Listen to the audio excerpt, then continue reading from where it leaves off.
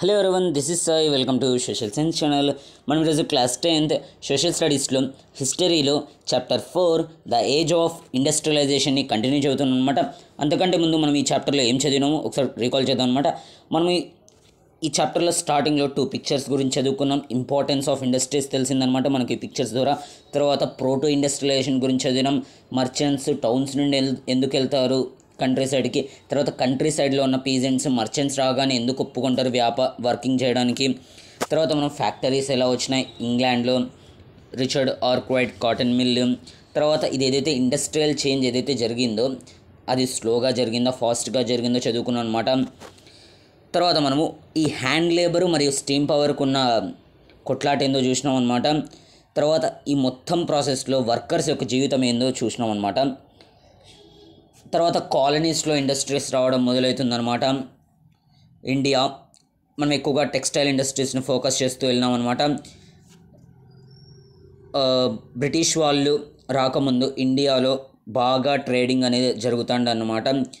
తర్వాత యూరోపియన్స్ రావడం వల్ల old seaports decline, new seaports emerged. తర్వాత ఈ మొత్తం ప్రాసెస్లో వేవర్స్ యొక్క పరిస్థితి ఏమో మనం చదువుకున్నాం అనమాట. వేవర్స్ చాలా కఠినమైన పరిస్థితి ఎదుర్కోవాల్సి వస్తుందన్నమాట. వాళ్ళని గుమస్తాస్ ద్వారా ఫోర్స్ చేయించడము, వాళ్ళు ఊర్లు వదిలేసి పారిపోవడము, ఇదంతా మనం చదువుకున్నాం అనమాట. తర్వాత ఇప్పటి వరకు యూరోపియన్స్ యొక్క ప్రెషర్ అనేది మన స్మాల్ స్కేల్ ఇండస్ట్రీస్ మీద పడింది. కానీ ఇప్పుడు మాంచెస్టర్ ఇంగ్లాండ్లోని ప్లేస్లో మనకు ఇండస్ట్రీస్ అనేవి డెవలప్ అవ్వడం వల్ల అక్కడ ప్రొడ్యూస్ అయిన గూడ్స్ ఇండియాకి వస్తాయన్నమాట. దానివల్ల ఇండియా గూడ్స్ అనేటివి డిక్లైన్ అయినాయి. అర్థమైందా? ఇండియా గూడ్స్ అనేటివి డిక్లైన్ అయినాయి. అదే క్లాత్స్ అవైతే ఎక్స్పోర్ట్ జరుగుతున్నాయో అవి డిక్లైన్ అయ్యాయి అనమాట. తర్వాత రా కాటన్ అనేది ఎక్కువగా ఎక్స్పోర్ట్ చేయడం జరుగుతుందన్నమాట ఇండియా నుండి. ఎందుకంటే రా కాటన్ అనేది మాంచెస్టర్ ఇండస్ట్రీస్కి ఎక్కువ అవసరం అనమాట. తర్వాత స్లోగా ఇండియాలోకి ఇండస్ట్రీస్ అంటే ఫ్యాక్టరీస్ ఎమర్జ్ అవుతాయి అన్నమాట. అంటే ఇప్పటి వరకు మాంచెస్టర్లోని ఇండస్ట్రీస్తో మన ఇండియన్స్ వాళ్ళు పోరాడినారు, కానీ ఇప్పుడు ఇండియాలోనే ఫ్యాక్టరీస్ ఎమర్జ్ అవుతాయి అన్నమాట. ఆ ఫ్యాక్టరీస్ ఏవేవి? The first cotton mill in Bombay came up in 1854. మనకు ఫస్ట్ కాటన్ మిల్ వచ్చేసి బొంబాయిలో వస్తుందన్నమాట 1854లో. గుర్తుపెట్టుకోండి, 1 మార్క్కి చాలా ఇంపార్టెంట్ అనమాట. కానీ 1 మార్క్ రాదనుకోండి, మనకు 4 మార్క్స్ క్వశ్చన్ వచ్చేది చాప్టర్ నుండి. కానీ మీ స్కూల్లో జరిగే ఎగ్జామ్స్లో ఖచ్చితంగా 1 మార్క్ రావచ్చు అనమాట. First cotton mill was established in Bombay in 1854 and it went to production 2 years later. 1854లో establish చేసిన ప్రొడక్షన్ మాత్రం 2 years తర్వాత మొదలైందనమాట. 1862 4 mills were at work with 94,000 spindles and 2,150 looms. 1862కి వచ్చేసరికి 4 mills మనకు ఎస్టాబ్లిష్ అయినాయి. అవి కూడా 94,000 స్పిండల్స్తో, తర్వాత 2,150 లూమ్స్తో అనమాట. Around the same time, jute mills came up in Bengal, the first being set up in 1855 and another one 7 years later in 1862. మనము జోగ్రఫీలో చదువుకున్నాం అనమాట. 1854లో కాటన్ మిల్ వచ్చింది బొంబాయిలో. తర్వాత ఆ సేమ్ ఇయర్స్లోనే మనకు జూట్ మిల్స్ కూడా ఎస్టాబ్లిష్ అవుతాయి. మనకు రిష్రాలు, అర్థమైందా? బెంగాల్ యొక్క రిష్రాలు మనకు 1855లో ఎస్టాబ్లిష్ అవుతుంది అనమాట. ఒక 7 years లేటర్ తర్వాత 1862లో కూడా ఒకటి ఎస్టాబ్లిష్ అవుతుంది అనమాట దాని దగ్గరలోనే. ఇన్ నార్త్ ఇండియా ఇవన్నీ చిన్న చిన్న మిల్స్, పెద్ద పెద్ద స్కేల్లో ఫ్యాక్టరీస్ అనుకుంటే మనకు వచ్చేసి Elgin mill was started in Kanpur in the 1860s. 1860స్లో మనకు ఎల్గిన్ మిల్ అనేది స్టార్ట్ అయిందనమాట కాన్పూర్లో. తర్వాత ఒక సంవత్సరం తర్వాత first cotton mill of Ahmedabad was set up. అహ్మదాబాద్లో ఫస్ట్ కాటన్ మిల్ అనేది ఎస్టాబ్లిష్ అయిందనమాట. 1874లో the first spinning and weaving mill of Madras began production. 1874లో ఫస్ట్ స్పిన్నింగ్ అలాగే weaving mill of Madras had began production అనమాట. చాలా ఫ్యాక్ట్స్ అనేవి ఉన్నాయి పేరులో, ఖచ్చితంగా మనం గుర్తుపెట్టుకోవాల్సి వస్తుంది. 1854లో మనకు కాటన్ మిల్ అనేది వచ్చిందనమాట బొంబాయిలో. తర్వాత అది ప్రొడక్షన్ మాత్రం 2 years తర్వాత మొదలవుతుంది అనమాట. 1862కి వచ్చేసరికి 4 mills అనేవి సెటప్ అవుతాయి అనమాట. ఆ 4 mills కూడా 94,000 స్పిండల్స్తో అలాగే 2,150 లూమ్స్తో కూడి ఉంటాయి అన్నమాట. ఓకేనా. తర్వాత మనకు 1855లో బెంగాల్లో రిష్రాద్లో మనకు ఫస్ట్ జ్యూట్ మిల్ అనేది ఎస్టాబ్లిష్ అవుతుంది అనమాట 1855లో. తర్వాత ఇంకొకటి మనకు 7 years లేటర్ ఎస్టాబ్లిష్ అవుతుంది 1862లో అనమాట. ఇన్ నార్త్ ఇండియాలో అయితే the Elgin mill was established in Kanpur in the 1860s అనమాట. ఎల్గిన్ మిల్ అనేది మనకు ఎస్టాబ్లిష్ అవుతుంది అనమాట. 1874లో అయితే మనకు వచ్చేసి ఫస్ట్ స్పిన్నింగ్ అలాగే వేవింగ్ మిల్ ఆఫ్ మద్రాస్ అనేది మనం మొదలవుతుంది అనమాట. అంటే మనం ఈ ఫ్యాక్టరీస్ కమ్అప్, ఇండియాలో ఫ్యాక్టరీస్ ఎక్కడెక్కడ మొదలైనవి వాటి గురించి ఫ్యాక్ట్స్ అనేవి మనం ఇప్పుడు చదువుకున్నాం అనమాట. ఓకేనా. కానీ ఇప్పుడు డౌట్ వస్తుంది, ఈ ఫ్యాక్టరీస్ ఎవరు ఎస్టాబ్లిష్ చేసినారు? ఫ్యాక్టరీస్ వచ్చినాయి సరే, అది పక్కన పెట్టండి. ఈ ఫ్యాక్టరీస్ని ఎవరు ఎస్టాబ్లిష్ చేసినారు? బ్రిటిషర్సా? బ్రిటిషర్స్ కాదు. మరెవరంటే ద ఇండియన్ ఎంట్రప్రెనర్స్ అనమాట. ఎంట్రప్రెనర్స్ అంటే వ్యాపారులు అనమాట. వాళ్ళు మనకు ఎస్టాబ్లిష్ చేసినారు. ఓకే, వాళ్ళు ఎస్టాబ్లిష్ చేసినారు, బాగానే ఉంది. వాళ్ళకు డబ్బు అనేది ఎక్కడి నుండి వచ్చింది? అలాగే ఫ్యాక్టరీస్ ఎస్టాబ్లిష్ చేసినారు, మన ఇండియన్ ఎంట్రప్రెనర్స్ ఎస్టాబ్లిష్ చేసినారు. ఎవరెవరు అది చదువుకుందాం. తర్వాత వాళ్ళకు డబ్బు ఎక్కడి నుండి వచ్చింది, తర్వాత ఈ ఫ్యాక్టరీస్కి ఎవరు వర్క్ చేయడానికి వచ్చినారు, ఎక్కడి నుండి వచ్చినారు, అదంతా ఇప్పుడు చదువుకుందాం అనమాట. అంటే ఫస్ట్ క్వశ్చన్ ఏమి, ఈ ఫ్యాక్టరీస్ని ఎవరు ఎస్టాబ్లిష్ చేసినారు, దాని గురించి చదువుకుందాం. The early entrepreneurs industries were set up in different regions by varying sorts of people. మన ఇండియాలో ఫ్యాక్టరీస్ అనేవి చాలా ప్రదేశాల్లో వివిధ రకాల ప్రజల ద్వారా ఎస్టాబ్లిష్ చేసినారనమాట. డిఫరెంట్ పీపుల్ ద్వారా అనేటివి ఎస్టాబ్లిష్ అయినాయి అనమాట. వాళ్ళు ఎవరెవరో డీటెయిల్గా చదువుతున్నాం కొందాం. కానీ ఫస్ట్ వచ్చేసి వీళ్ళకు డబ్బు యాడ్ నుండి వచ్చింది, క్యాపిటల్ ఇన్వెస్ట్మెంట్ యాడ్ నుండి వచ్చింది. అంటే ఫ్యాక్టరీస్ ఎస్టాబ్లిష్ చేయాలంటే చేతిలో కొంచెమైనా మనీ ఉండాలి కదా, అది ఎక్కడి నుండి వచ్చిందో చదువుకుందాం అనమాట. మనకు ముందు ట్రేడింగ్ సిస్టంలో 3 కంట్రీస్ ప్రీడామినెంట్గా ఉండేవి అనమాట. ఒకటి చైనా, ఇంకోటి బ్రిటన్, స్టోరీ మొత్తం ఈ 3 కంట్రీస్ అనమాట. ఇండియాలో ఓపియము అలాగే వేరేటివి అట్లా కల్టివేట్ చేసి బ్రిటన్ చైనాకి అమ్మేదనమాట. చైనా నుండి ప్రీషియస్ మెటల్స్ బ్రిటన్ వాళ్ళు కొనుక్కునే వాళ్ళు అనమాట. ఇలా మనకు జరిగేదనమాట ఈ 3 కంట్రీస్కి ట్రేడ్ అనేది. The history of many business groups goes back to trade with China. ఇండియాలో బిజినెస్ గ్రూప్స్ గురించి అర్థం చేసుకున్నాం అనుకోండి, మనము చైనా ట్రేడ్ దగ్గరికి వెళ్తాం అనమాట. ఎందుకంటే from the late 18th century, as you have read in your book last year, the British in India began exporting opium to China and took tea from China to England. చెప్పిందా మనం last చాప్టర్లో opium wars గురించి కూడా చదువుకున్నాం అనమాట. Britain India నుండి opium నల్ల మందు ఎక్స్పోర్ట్ అనేది చేసేదన్నమాట ఇండియా టు చైనా. రిటర్న్లో ఏం తెచ్చుకునేది బ్రిటన్, టీ అనేది తెచ్చుకునేది అనమాట చైనా నుండి ఇంగ్లాండ్కి. ఇలా మనకు ట్రేడింగ్ అనేది చేసేదన్నమాట. ఈ ట్రేడింగ్ ప్రాసెస్లో మన ఇండియన్స్ జూనియర్ ప్లేయర్స్గా ఉండేవాళ్ళు అనమాట. Many Indians became junior players in this trade. ఏదైతే ఓపియము ఇండియా నుండి చైనాకి ఎక్స్పోర్ట్ చేసే ప్రాసెస్, అలాగే చైనా నుండి టీ ఇంగ్లాండ్కి ఎక్స్పోర్ట్ చేసే ప్రాసెస్, ఇది ఏదైతే ఉందో ఇది మనకు ఈ ట్రేడింగ్ ప్రాసెస్లో ఇండియన్స్ జూనియర్ ప్లేయర్స్గా పనిచేసినారనమాట. ఎలా? అదే చిన్న చిన్న పనులు చూసుకోవడం అనమాట. ఫైనాన్స్, డబ్బులు అకౌంట్స్ రాయడము, తర్వాత ట్రేడ్ కరెక్ట్ టైంకి చేరిందా లేదా, అలాగే కొంతమంది బిజినెస్ మెన్ అలాగే షిప్పింగ్ కన్సైన్మెంట్స్ దగ్గర ఉండడం, పోర్ట్స్ దగ్గర ఉండడం, కరెక్ట్ టైంకి వెళ్తున్నాయా, కరెక్ట్ టైంకి టీ వెళ్తుందా, అట్లాంటివన్నీ చూసుకునే వాళ్ళు అనమాట. అప్పుడు ఆ ట్రేడింగ్ ప్రాసెస్లో ఇన్వాల్వ్ అయిన వల్ల వాళ్ళు మంచి డబ్బు అనేది సంపాదించుకున్నారనమాట. అర్థమైందా? How the early entrepreneurs had వాళ్ళు క్యాపిటల్ ఇన్వెస్ట్మెంట్ని ఎలా సమకూర్చుకున్నారంటే ఈ పాయింట్స్ రాయాలన్నమాట. Many Indians played junior players in the trading process with China, like financing, తర్వాత వచ్చేసి ప్రొక్యూరింగ్ సప్లైస్, షిప్పింగ్ కన్సైన్మెంట్స్. అలా మన యొక్క ఎర్లీ ఎంటర్ప్రెన్యూర్స్ అనే వాళ్ళు డెవలప్ అయిన అనమాట. Having earned through trade some of this business man and visions of developing industrial and enterprises in India. ఈ ట్రేడ్ వల్ల బాగా సంపాదించేసుకున్నాం. ఇంకా మన ఇండియాలో మన యొక్క ఫ్యాక్టరీస్ మొదలు పెడదామని కొంతమంది మొదలు పెట్టినారనమాట.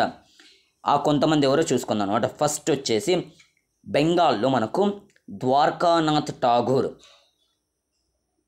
చైనా ట్రేడ్ మొదలవక ముందే తన యొక్క ఇండస్ట్రియల్ ఇన్వెస్ట్మెంట్ అనేది స్టార్ట్ చేస్తాడనమాట బెంగాల్లో. ఎట్లా? 6 జాయింట్ స్టాక్ కంపెనీస్ అనేవి ఎస్టాబ్లిష్ చేస్తాడు 1830s మరియు 1840s అనమాట. ఎవరు? ఫస్ట్ ఎంటర్‌ప్రెన్యూర్ వచ్చేసి బెంగాల్లో ద్వారకానాథ్ ఠాగూర్ చైనా ట్రేడ్ మొదలవ్వకముందే తన యొక్క ఇండస్ట్రియల్ ఇన్వెస్ట్మెంట్ అనేది స్టార్ట్ చేస్తాడనమాట. ఇలా 6 జాయింట్ స్టాక్ కంపెనీస్ అనేటివి 1830s అలాగే 1840sలో establish చేస్తాడనమాట.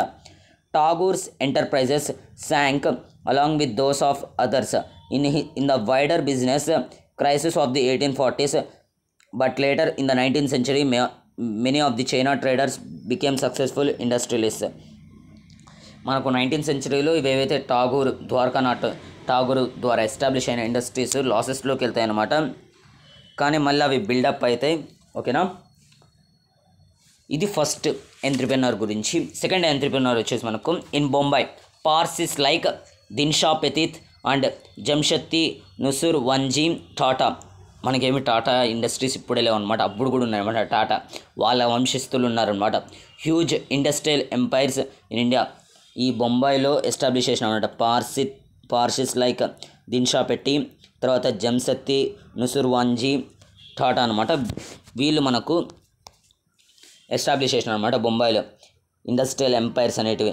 Accumulated their initial wealth partly from exports to China and partly from raw cotton shipments to England. చైనాకి జరిగే ట్రేడింగ్ ప్రాసెస్లోను అలాగే ఇంగ్లాండ్కి జరిగే ట్రేడింగ్ ప్రాసెస్లో బాగా సంపాదించుకొని ఇండస్ట్రీస్ అనేది ఎస్టాబ్లిష్ చేసినమాట. తర్వాత మూడో ఎంటర్‌ప్రెన్యూర్ గురించి వస్తే Seth Hukumchand, a Marwari business man who set up the first Indian jute mill in Calcutta in 1917. Seth Hukumchand ఎవరైతే ఉన్నాడో అతడు మార్వారీ బిజినెస్ మ్యాన్ అనమాట. అతడు మనకు ఫస్ట్ ఇండియన్ జూట్ మిల్ అనేది మనకు కలకత్తాలో ఎస్టాబ్లిష్ చేస్తాడనమాట 1917లో. అట్లాగే చైనాతో కూడా ట్రేడ్ చేస్తాడనమాట. So did the father as well as grandfather of the famous industrialist GD Birla. GD Birla కూడా మనకు ఫేమస్ ఇండస్ట్రియలిస్ట్ అనమాట. ఇలా మనము కొంతమంది ఎంటర్‌ప్రెన్యూర్స్ గురించి చదువుకున్నమాట. ద్వారకానాథ్ ఠాగూర్ బెంగాల్లో 6 జాయింట్ స్టాక్ కంపెనీస్ అనమాట 1830s 1840sలో. తర్వాత పార్సిస్ లైక్ ఎవరెవరు దిన్షా పెతిత్, అలాగే మనకు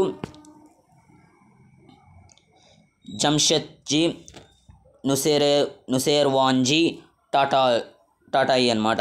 ఓకేనా, ఒకరు వచ్చేసి బొంబాయిలో మనకు పార్సిస్ లైక్ దిన్షా పెతిత్, అలాగే జంషెద్జీ నుసుర్వన్జీ టాటా అనమాట వీళ్ళిద్దరు. తర్వాత సేత్ హుకుమ్చంద్ మార్వారీ బిజినెస్ మ్యాన్ అనమాట.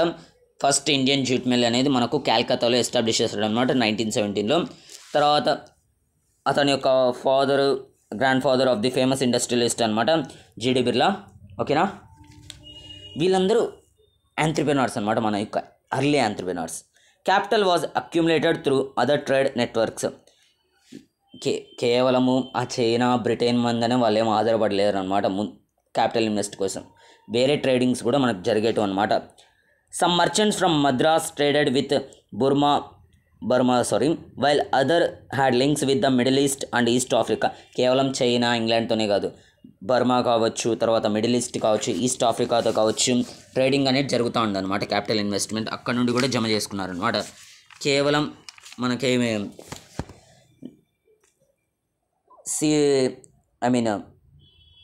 బయట దేశాలకే కాదు, మన ఇండియాలో కూడా ట్రేడింగ్ ప్రాసెస్లో ఇన్వాల్వ్ అయి ఉన్నారనమాట మన యొక్క early entrepreneurs. But they were not directly involved in external trade, they operated with in India. ఇండియాలో కూడా మనకు ట్రేడింగ్ ప్రాసెస్లో వీళ్ళు ఇన్వాల్వ్ అయి ఉన్నారనమాట. From one place to another, banking money, transferring funds between cities and financing trades. When opportunities of investment in industries opened up, many of them set up factories. మన ఇండియాలో కూడా ట్రేడింగ్ ప్రాసెస్లో involve అయ్యి ఎప్పుడైతే investment చేయడానికి opportunities వచ్చినాయో వాళ్ళ factories అనేది ఎస్టాబ్లిష్ చేసిన అనమాట. మన బ్రిటిష్ వాళ్ళకి ఒక బాధ అనేది ఉందన్నమాట, కసి బాధ. ఏమి ఇండియన్స్ డెవలప్ అవుతూ ఉంటే చూడలేరనమాట. As colonial control over Indian trade tightened, వీళ్ళు బాగా డెవలప్ అవుతారనే కోపంతో వీళ్ళని బాగా లాస్తో కావచ్చు బాగా కట్టడి చేసినారనమాట. వాళ్ళ యొక్క ట్రేడింగ్ ప్రాసెస్ని డిస్టర్బ్ చేసినమాట, వాళ్ళ యొక్క డెవలప్మెంట్ ప్రాసెస్ని డిస్టర్బ్ చేసినారు. The face which Indian merchants could function became increasingly limited. ఇప్పుడు వాళ్ళు ఫ్రీగా వాళ్ళ యొక్క ఫ్యాక్టరీస్ని డెవలప్ చేసుకోవడానికి వీలు అవ్వట్లేదు అనమాట ఇండియన్ ఎంటర్‌ప్రెన్యూర్స్కి. They were barred from trading with Europe in manufactured goods వాళ్ళు యూరప్కి మ్యానుఫ్యాక్చర్డ్ గుడ్స్ ప్రొడ్యూస్ చేయకూడదు, ఎక్స్పోర్ట్ చేయకూడదు. కేవలం రా మెటీరియల్సే, ఏవేవి food grains, raw cotton, opium, wheat and indigo, ఇవి మాత్రమే మీరు బ్రిటిష్కి ఎక్స్పోర్ట్ చేయాలి. వేరే మ్యానుఫ్యాక్చర్డ్ గుడ్స్ ఎక్స్పోర్ట్ చేయకూడదు. They were also gradually edged out of the shipping business. అలాగే వేరే కంట్రీస్తో కూడా ట్రేడింగ్ జరుపుకోకుండా వాళ్ళని బయటకు నూకేసినారనమాట స్లోగా.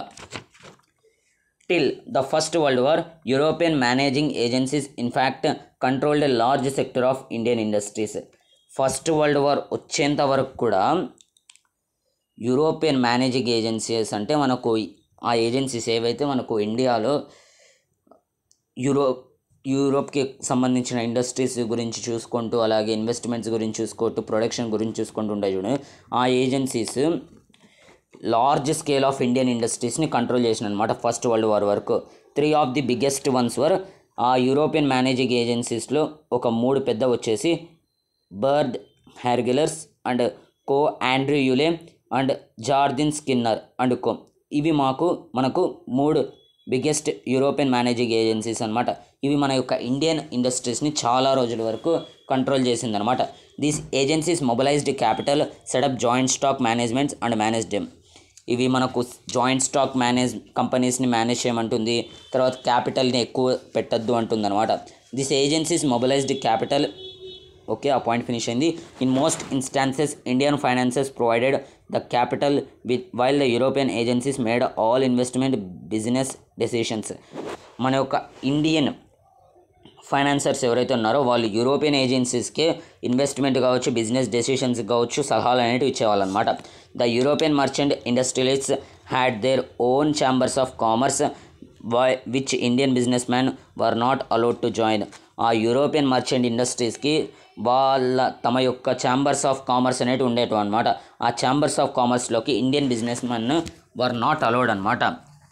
అర్థమైందా? అంటే మన యొక్క ఇండియన్ ఎంటర్‌ప్రెన్యూర్స్ కావచ్చు, మన యొక్క ఇండియన్ ఫ్యాక్టరీస్ కావచ్చు, ఎదగకుండా ఈ యూరోపియన్ మేనేజింగ్ ఏజెన్సీ కంట్రోల్ చేసినాయి అనమాట. వాళ్ళను పైకి రాకోకుండా ఆపేందుకు మన యొక్క యూరోపియన్ మేనేజింగ్ ఏజెన్సీస్ ట్రై చేసినాయి అనమాట. ఇప్పటివరకు ఏం చదివినాము? ఫ్యాక్టరీస్ వచ్చినాయన్నారు. ఏ ఫ్యాక్టరీస్ చదువుకున్నాం. వీటిని ఎవరు సెటప్ చేసినారు? ద్వారకానాథ్ ఠాగూర్, తర్వాత వచ్చేసి జీడి బిర్లా, తర్వాత సేత్ హుకుమ్ చంద్, తర్వాత టాటా, జమ్షెడ్జీ, నుసుర్వన్జీ టాటా, అలా వాటి గురించి చదువుకున్నాం. తర్వాత వాళ్ళ క్యాపిటల్ ఎక్కడి నుండి వచ్చింది? చైనా ట్రేడ్, అలాగే వేరే ట్రేడ్ బర్మా, మిడిల్ ఈస్ట్, తర్వాత వచ్చేసి ఈస్ట్ ఆఫ్రికా వాళ్ళతో ట్రేడ్స్. కానీ మన యొక్క కలోనియల్ రూల్ ఉండడం వల్ల బ్రిటన్ మన యొక్క ఇండియన్ ఎంటర్‌ప్రెన్యూర్స్ని, ఆ ట్రేడింగ్ ప్రాసెస్ని కొంచెం కంట్రోల్ చేయడానికి ట్రై చేసిందనమాట. ఎందుకంటే మనం ఎదుగుతూ ఉంటే ఆ బ్రిటిష్ వాళ్ళకి నచ్చదనమాట. తర్వాత ఫస్ట్ వరల్డ్ వార్ వచ్చేంత వరకు కూడా మనకు ఫుల్ అబ్జెక్షన్స్ అనేవి ఉండేవి అనమాట. మన యొక్క ఇండియన్ ఎంటర్‌ప్రెన్యూర్స్కి డెవలప్ అయ్యేకి ఎటువంటి దారి ఉండేది కాదనమాట.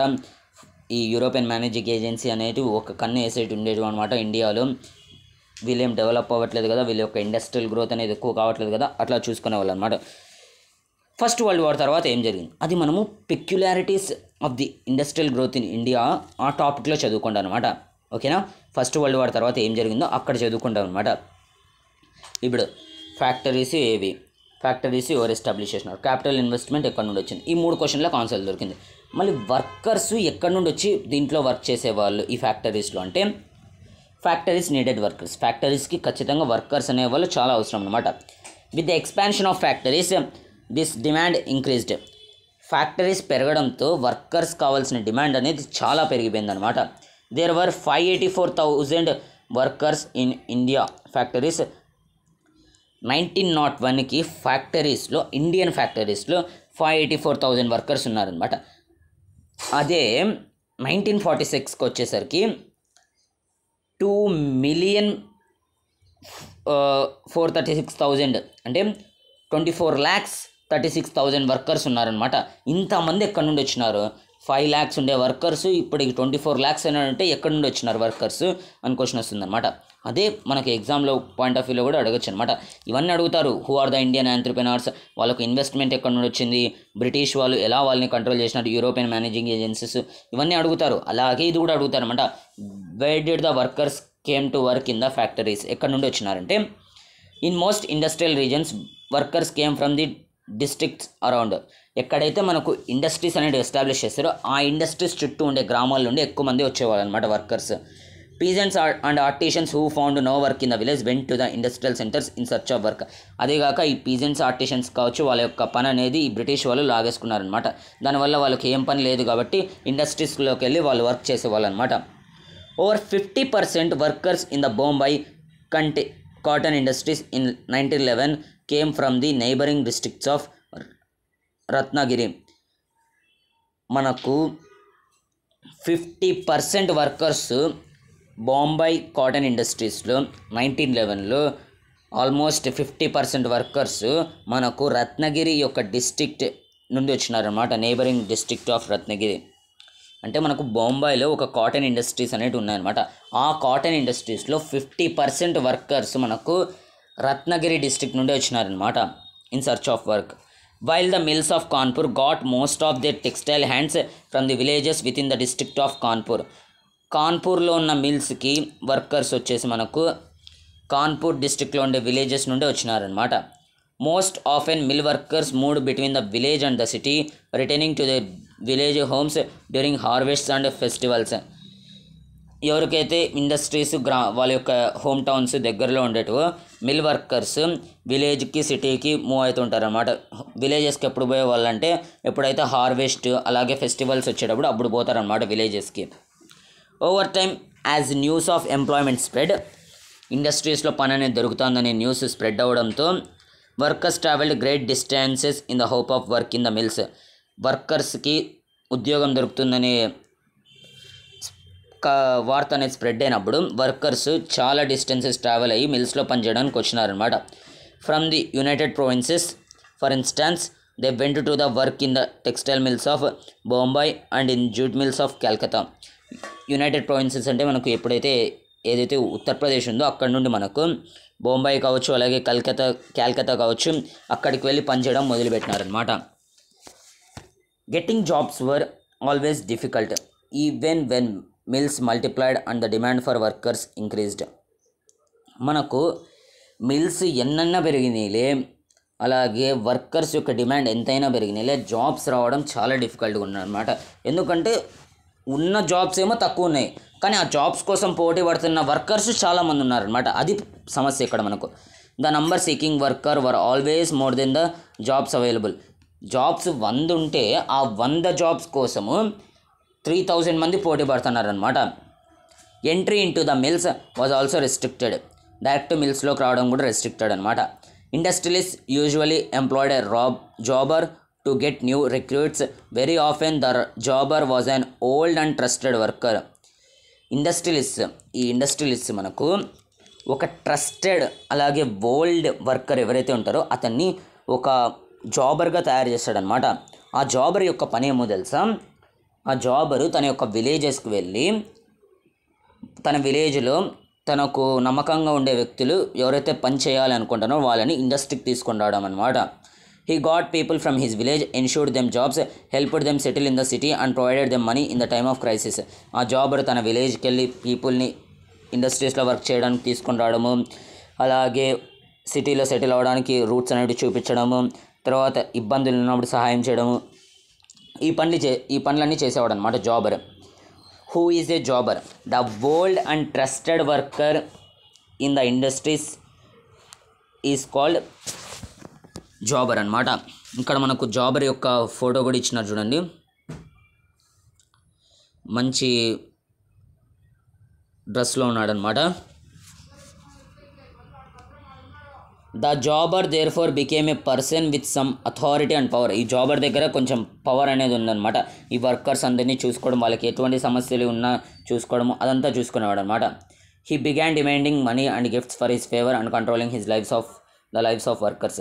ఆ వర్కర్స్ జీవితాలను చూసుకోవడము అలాగే ఆ వర్కర్స్కి ఎటువంటి సమస్యలు రాకుండా చూసుకోవడం కోసము ఈ జాబరు డిమాండ్ చేసినాడు అనమాట మనీ అలాగే ఇతర గిఫ్ట్స్ని. ఆ వర్కర్స్ని కూడా బాగా చూసుకోవాలి, తన యొక్క లైఫ్ కూడా చూసుకోవాలి కదా. The number of factory workers increased over time. However as you will see they were a small proportion of the total industrial work force. ఇప్పుడు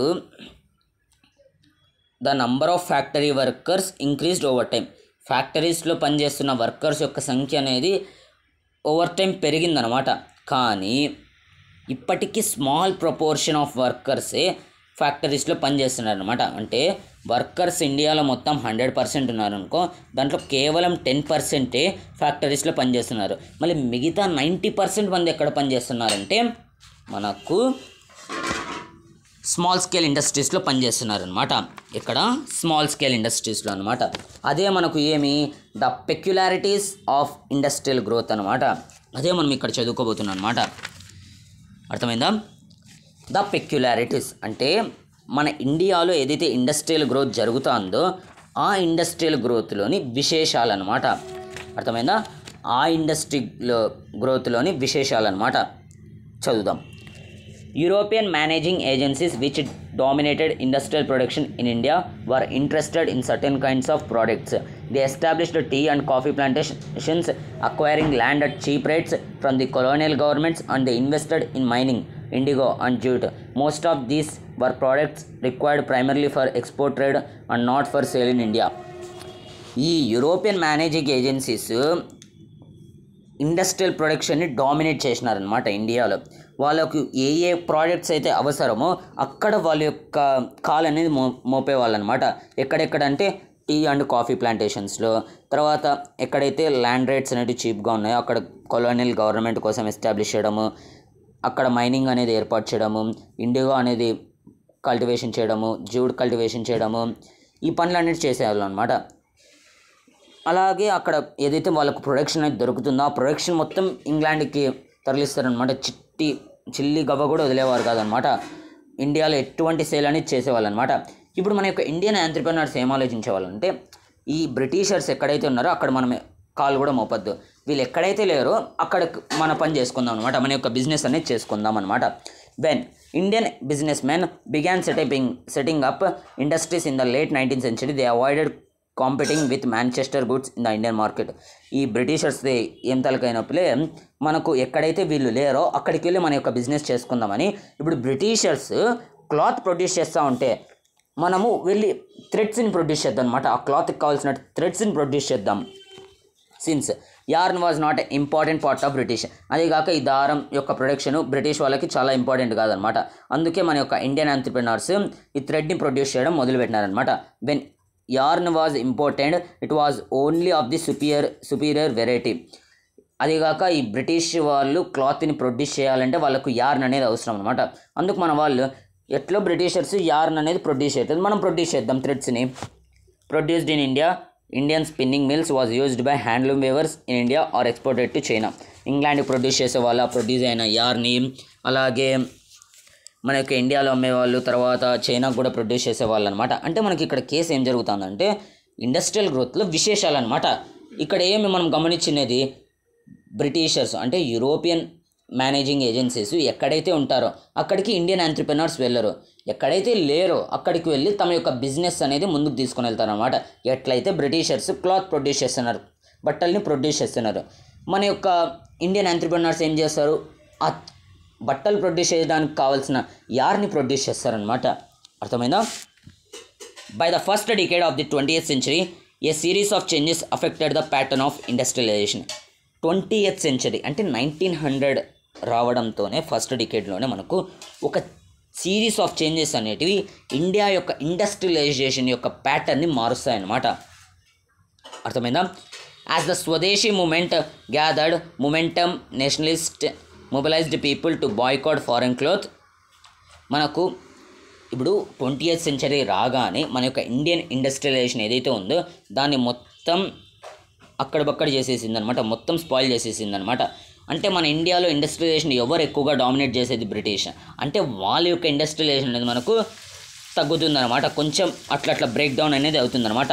ఎలా ఫస్ట్ చేంజ్ వచ్చేసి మనకు స్వదేశీ మూమెంట్లో మనకు పాపులారిటీ అనేది వస్తుందన్నమాట.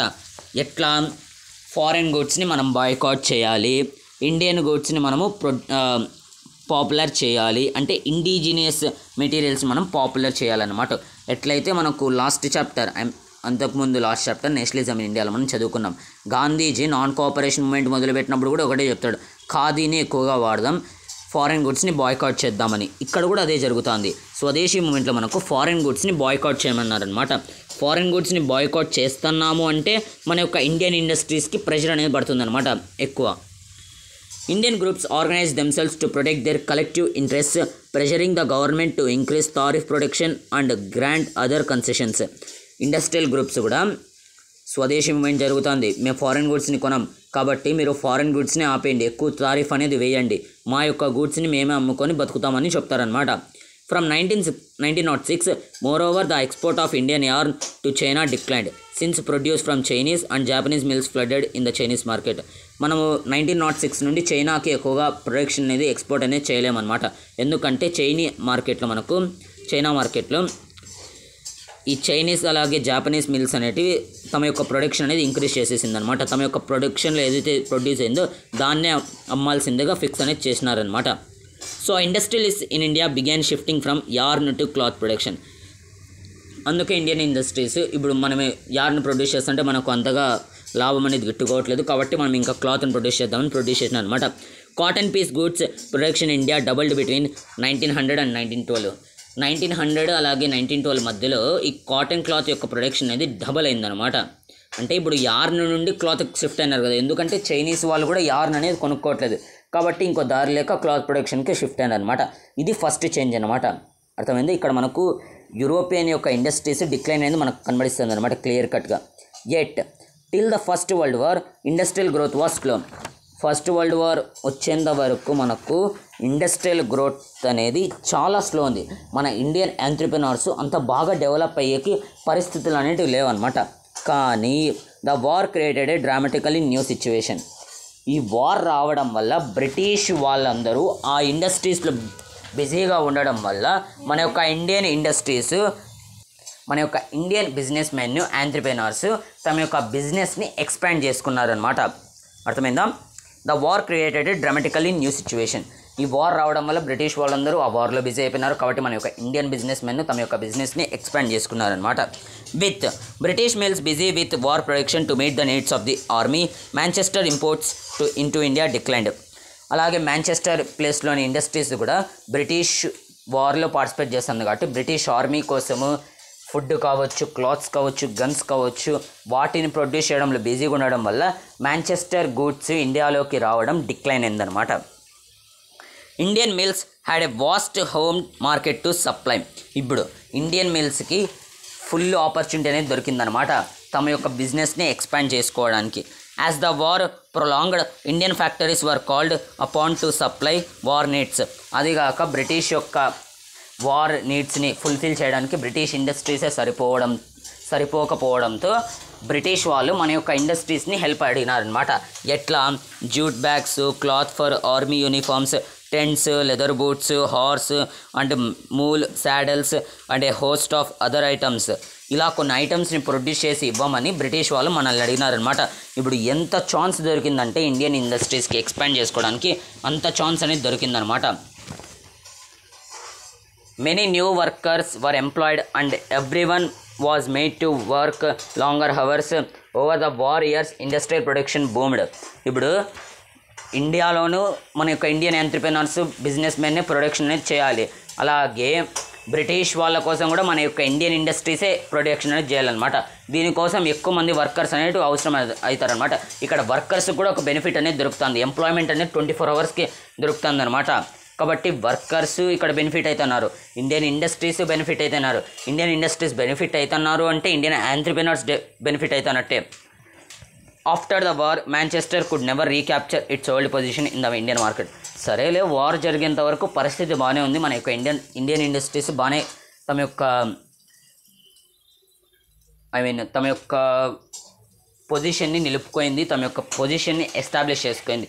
ఇప్పుడు ఒకవేళ సపోజ్ వార్ అనేది ఫినిష్ అయిందనుకో మన యొక్క ఇండియన్ ఇండస్ట్రీస్ యొక్క పొజిషన్ని తగ్గిపోతుంది కదా. అప్పుడు ఏం జరుగుతుంది అంటే ఇప్పుడు ఒక్కసారి మనము గెలుపు వైపు చూసినాం అనుకోండి, ఇంకా వెనకాల తిరిగామన్నమాట. అలాగే మన యొక్క ఇండియన్ ఇండస్ట్రీస్ కూడా ఒక్కసారి తమ యొక్క పొజిషన్ని బలపరచుకోవడంతో ఇంకా ఇండియన్ ఇండస్ట్రీస్ యొక్క పొజిషన్ని అసలు ఏమీ చేయలేకపోయిందన్నమాట Manchester industries. unable to modernize and compete with the US, Germany and Japan. The economy of Britain crumbled after the war. అదే కాక వార్ తర్వాత బ్రిటన్ అనేది చాలా లాసెస్లోకి వెళ్ళిపోతుంది, లోన్స్లోకి వెళ్ళిపోతుంది అనమాట. అందుకే మన యొక్క ఇండియన్ ఇండస్ట్రీస్ని ఏం చేయలేకపోయింది అనమాట Manchester industries. Cotton production collapsed and exports of cotton cloth from Britain fell dramatically. Cotton production రావడం తగ్గిపోయిందనమాట. అలాగే exports of cotton cloth from Britain fell dramatically. Britain నుండి మన ఇండియాలోకి కావచ్చు, వేరే ఇంటర్నేషనల్ మార్కెట్స్కి కావచ్చు, కాటన్ క్లాత్ అనేది వెళ్ళట్లేదు అనమాట. మన యొక్క ఇండియన్ ఇండస్ట్రీసే కాటన్ క్లాత్ అనేది ప్రొడ్యూస్ చేస్తున్నారనమాట. With in the colonies local industries gradually consolidated their production, substituting foreign manufacturers and capturing the home market. ఇది ఇంకా మంచి సమయం అనమాట ఇండియన్ ఇండస్ట్రీస్కి తమ యొక్క లోకల్ మార్కెట్స్లో కూడా తమ యొక్క పొజిషన్ని ఎస్టాబ్లిష్ చేసుకోవడంలో అనమాట. ఈ మ్యానుఫ్యాక్చర్డ్ ఫారెన్ యొక్క గూడ్స్ని కావచ్చు వాటిని అన్నింటినీ అబాలిష్ చేసేసి, బాయ్కాట్ చేసేసి తమ యొక్క గూడ్స్ని ప్రొడ్యూస్ చేయడం మొదలుపెట్టినారనమాట. ఇలా మన యొక్క ఇండియన్ ఇండస్ట్రీస్ అనేటివి వార్ వరకు ఇబ్బంది పడినాయి, కానీ వార్ తర్వాత తమ యొక్క సత్తాన్ని నిరూపించుకున్నాయి అనమాట. తర్వాత వార్ అయిపోయినా కూడా తమ యొక్క సత్తాన్ని అలాగే నిరూపించుకున్నారనమాట. అందుకే అంటూ ఉంటారు, hard work is important until you get success. Success రావడం లేదు కదా హార్డ్ వర్క్ ఎందుకు చేయాలనుకుంటే అది కాదనమాట. సక్సెస్ వచ్చేంత వరకు మనం హార్డ్ వర్క్ అనేది చేస్తూ ఉండాలన్నమాట. ఆ సక్సెస్ ఎప్పుడో ఒకసారి వస్తుందన్నమాట. ఓకేనా. నెక్స్ట్ వీడియోలో మనము ఈ స్మాల్ స్కేల్ ఇండస్ట్రీస్ చెప్పినలా మనము లాస్ట్ చాప్టర్లో ఫ్యాక్టరీస్ కమ్మప్లో నేను ఒక క్వశ్చన్ అనేది వదిలిన అనమాట. ఏమి, ఫ్యాక్టరీస్లో వర్కర్స్ పనిచేస్తున్నారు, కానీ ఇప్పటికీ మనకు స్మాల్ ప్రపోర్షన్ ఆఫ్ వర్కర్సే ఫ్యాక్టరీస్లో పనిచేస్తున్నారు. మిగిలిన లార్జ్ ప్రపోర్షన్ ఆఫ్ వర్కర్స్ ఎక్కడ పనిచేస్తున్నారంటే ఈ స్మాల్ స్కేల్ ఇండస్ట్రీస్లో అనమాట. ఈ స్మాల్ స్కేల్ ఇండస్ట్రీస్ ఇంకా సస్టైన్ అవ్వగలుగుతున్నాయి అనమాట. సస్టైన్ అవుతున్నారు. ఇక్కడ మనకు పైన ఫ్యాక్టరీసే సస్టైన్ అవుతున్నప్పుడు ఈ స్మాల్ స్కేల్ ఇండస్ట్రీస్ సస్టైన్ అవ్వరా? అర్థమైందా? ఈ టాపిక్ని మనం నెక్స్ట్ వీడియోలో కంటిన్యూ చేద్దాం అనమాట. ఈ వీడియోలో ఎక్స్ప్లెయిన్ చేసే టాపిక్స్ మీకు బాగా అర్థమైంటే వీడియోని లైక్ చేయండి, మీ ఫ్రెండ్స్ అండ్ ఫ్యామిలీ మెంబర్స్కి షేర్ చేయడం అస్సలు మర్చిపోద్దని అనమాట. మీరు చేసే ఒక్కొక్క సబ్స్క్రైబ్ మాకు మోటివేషన్ అనేది ఇస్తుందన్నమాట ఇటువంటి వీడియోస్ చాలా చేయడానికి. ఓకేనా. Stay connected, keep learning with social science channel.